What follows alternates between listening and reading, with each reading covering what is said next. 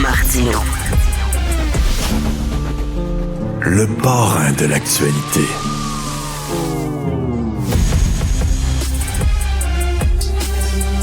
Alors, comme disent les Français, c'est un homme qui a la pêche, Philippe Lorange. Tu vois? C'est court, hein? C'est court.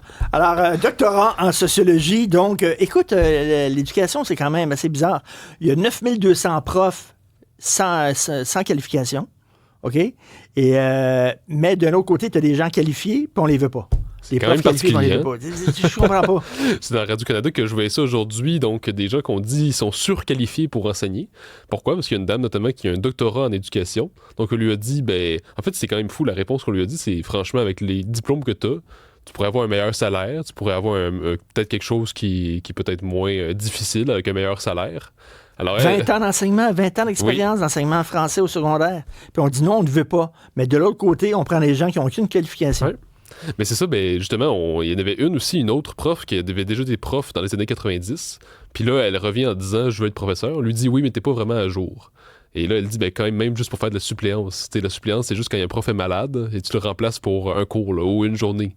Puis même pour ça, on lui disait « Non, ça marche pas, t'es pas à niveau, t'es pas à jour ». Donc comme tu dis, c'est quand même fou de voir que des gens qui n'ont pas beaucoup de qualifications, ou même pas du tout, sont engagés pour faire du remplacement, de la suppléance, n'importe quoi, et des gens qui ont un doctorat en éducation ou bien qui ont beaucoup d'expérience il y a plusieurs années, on leur dit « Ah non, ça marche pas ».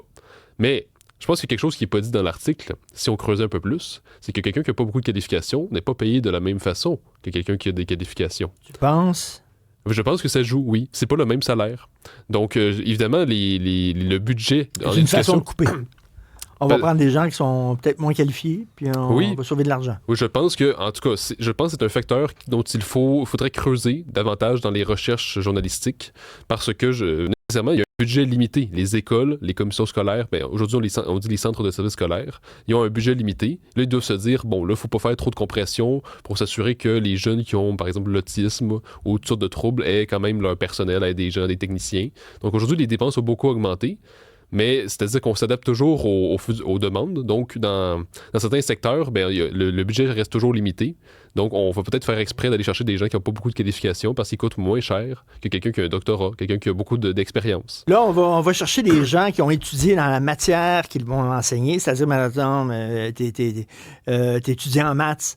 On va dire tu vas être prof de maths, sauf que tu n'as eu aucun cours sur l'art d'enseigner, la science d'enseigner. Est-ce que c'est possible d'être un bon enseignant, même si tu n'es pas passé par les sciences d'éducation? C'est possible, selon moi, toi? Je dirais même que... En fait, je dirais que justement, oui. Et même si moi, j'inverserais les choses, justement, parce que fait pas si longtemps comme dans notre histoire qu'il y a des bacs en enseignement. Donc là, aujourd'hui, si tu veux être prof d'histoire, prof en mathématiques, on fait un bac en enseignement des mathématiques au secondaire ou un bac en univers social au secondaire. Alors qu'avant, on faisait un bac dans une matière, puis après, on peut avoir une formation en méthode d'enseignement, en pédagogie. Et je pense, moi, que la méthode d'avant était meilleure. Pourquoi? Parce que là, on maîtrisait un sujet, on faisait 3 ans d'université intensif pour vraiment comprendre un sujet, mathématiques, histoire, n'importe quoi. Et par la suite, on peut faire 1 an, pour comprendre comment gérer une classe, gérer des cas à problème, ce genre de choses. Ça, je comprends pas pourquoi on a besoin de faire 4 ans ou 4 ans et demi. C'est drôle, en journalisme, c'est la même affaire. Avant, mettons, t'étudiais en géopolitique internationale, puis là, après ça, tu devenais journaliste en géopolitique internationale parce que tu connaissais ta matière. Maintenant, c'est que tu étudies en journalisme. Je pense pas que ce soit une si bonne idée que ça. Pourquoi? Parce que je pense qu'il faut d'abord former des maîtres. Il faut d'abord des gens qui maîtrisent leur matière. Et par la suite, justement parce qu'ils sont passionnés, ils auront le goût de transmettre. Non seulement ils auront le goût, mais ils vont aussi maîtriser leur matière. Parce que malheureusement, au Québec, je me rappelle, j'ai un prof de Sciences Po qui est quand même connu au Québec, mais je dirais pas son nom, mais il m'avait dit on n'a pas de professeurs qualifiés au Québec. C'est un petit peu intense de sa part, là. Mais il voulait dire par là, on a beaucoup de professeurs, malheureusement, qui ne maîtrisent pas le français. Et pourquoi nos jeunes sortent du secondaire ou même du cégep en ne maîtrisant pas du tout le français, en faisant plein de fautes, notamment parce que leur propre professeur, du moins une bonne partie d'entre eux, ne maîtrisent même pas le français et ne vont pas le corriger dans leur texte.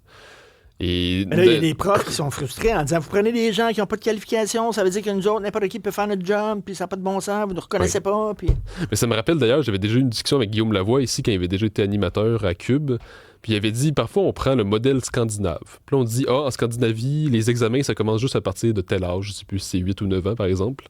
Puis là, on vous dit, vous voyez, c'est plus flexible. Mais l'affaire, c'est que dans les pays scandinaves, devenir professeur, c'est presque aussi difficile que de devenir avocat ou médecin. Donc, Donc c'est difficile de devenir professeur. C'est pas n'importe qui devient professeur. Alors que au Québec, à peu près n'importe qui peut le devenir. Ouais. Ça demande pas des grosses qualifications pour entrer. Tu peux refaire ton examen de français 26 fois. Et donc, c'est un peu n'importe qui peut devenir professeur, malheureusement. On se souvient du film Monsieur Lazare de Philippe Falardeau. C'est un super bon prof.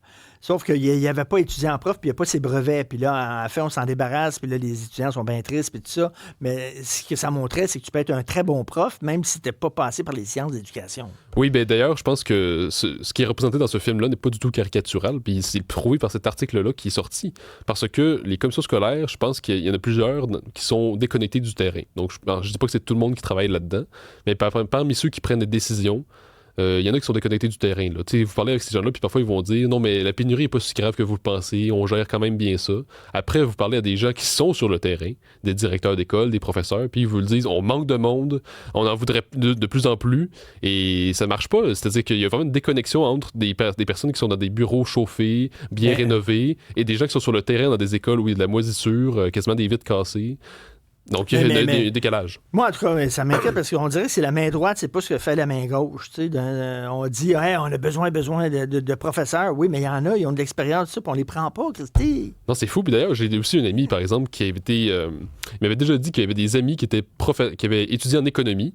Ils s'étaient proposés pour faire du remplacement en mathématiques, par exemple. Puis on leur disait, non, l'économie, c'est pas assez pour enseigner les mathématiques. Mais par exemple, secondaire 1, secondaire 2. T'sais, on peut très bien faire ce genre de choses-là. C'est-à-dire que c'est ça qui est étrange. On fait semblant d'être extrêmement exigeant, mais finalement, les gens qui sont vraiment qualifiés, on les tasse. C'est quand même assez étrange. Mais éduquer, être prof, c'est plus un art qu'une science. Oui. Non, mais ça, je pense qu'il faut d'abord justement maîtriser sa matière. Parce que quand on maîtrise, on sait c'est quoi apprendre. On sait c'est quoi... on maîtrise entièrement les connaissances. Ben oui. Tandis que quelqu'un qui a juste étudié en enseignement, on lui a dit tu peux faire apprendre n'importe quelle matière. C'est-à-dire qu'il y a une forme, mais il n'y a pas de contenu. C'est ça. Puis c'est quand même fou parce que là, on a des. Moi, je me souviens au secondaire, parfois je levais la main. Puis souvent, les professeurs ne savaient même pas quoi répondre parce que aussitôt qu'on sortait un petit peu de la matière, un petit peu du manuel, ils savaient pas plus que ça. Donc, il faut d'abord des maîtres qui en savent bien plus que le manuel. Après ça, c'est ça. Après ça, il va devenir, il s'agit de communiquer sa passion puis tout ça, là, mais là, les gens qui sortent effectivement des sciences d'éducation, c'est une forme sans contenant. Merci beaucoup. Citron! Merci. C'était Philippe Lorange.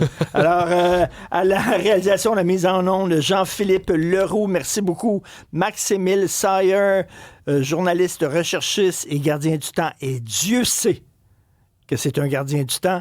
Et Joanie Henry à la mise en ligne. Merci beaucoup. On se reparle demain. N'oubliez pas, dès 6 heures demain matin, c'est Mario Dumont. Passe une excellente soirée.